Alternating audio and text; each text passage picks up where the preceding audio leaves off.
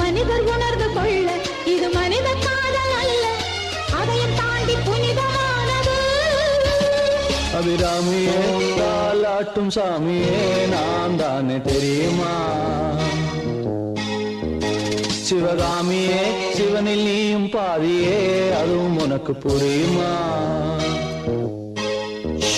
சுபலாலி லாலியே லாலி லாலியே அபிராமி லாலியே லாலி லாலியே அபிராமியே தாலாட்டும் சாமியே நான் தானே தெரியுமா?